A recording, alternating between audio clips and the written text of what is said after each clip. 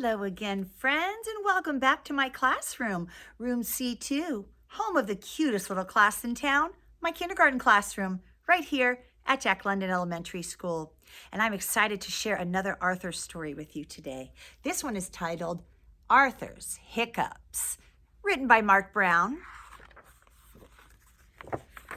Arthur's Hiccups.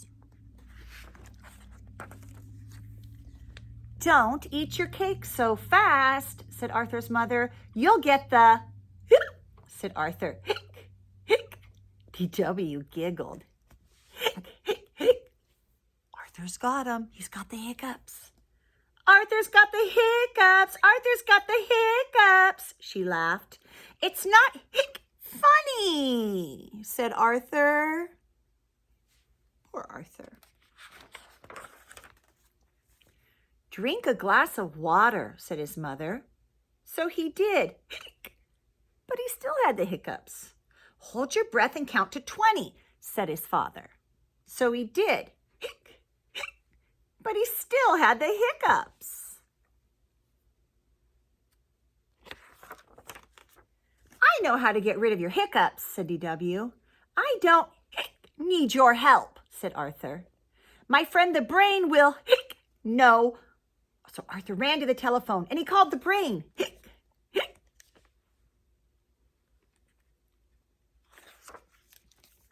"Hiccups can be serious," the brain told Arthur.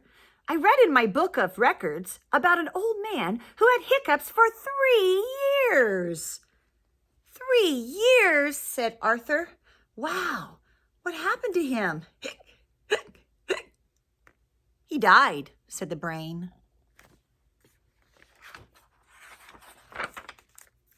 "But don't worry," said the brain. "You can get rid of them by standing on your head for 5 minutes. So Arthur tries it. He's standing on his head, but I don't know if it's working. So Arthur stood on his head, but every time he hiccuped, he fell over. "This is more fun than television," laughed TW. "Maybe Buster can help," said Arthur. Buster came right away to Arthur's house. He brought his big joke book. "A good laugh can cure anything," said Buster. "Here's a funny one. What's smaller than an elephant, more annoying than a mosquito, and never goes away?" "I don't know," said Arthur. "Your sister," said Buster. Very true, very true. Arthur fell down laughing. "Not funny," said DW. "Is too," said Arthur. "Well, I did my best," said Buster. "So long and good luck." Soon the bell rang again, and it was Muffy and Francine. "We came to cure you," said Muffy. "This lollipop will do it," said Francine. "Follow us." "The key is to lick it while hanging upside down," said Francine. "It's an old family cure," said Muffy. "It works every time." Arthur hung from the swing for a long time. Muffy looked at her watch. "Just 1 more minute," she said. "Keep licking," said Francine. No one said a word. I think they're gone," whispered DW. "Hic," said Arthur louder than ever. "Hic, hic." Oh, guess they're not gone. Hic, hic. Arthur hiccuped through his homework. Hic, hic. He hiccuped while he brushed his teeth. Hic, hic.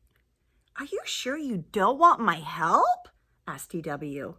"You can't help me," Arthur said. "No one can." Poor Arthur. This is really going on a long time. Arthur was still hiccuping when he climbed into bed. Suddenly, something from under the bed grabbed his feet. Hic, hic. That's scary. Arthur screamed. Yeah, I would too. And DW laughed. "I'll get you for this, DW," yelled Arthur. DW laughed and laughed. "Hey," said Arthur, "they're gone. You scared my hiccups away."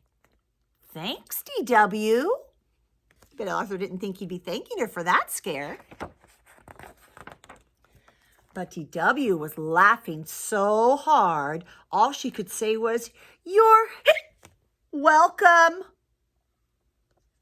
Uh-oh. Guess whose turn it is now to have the hiccups?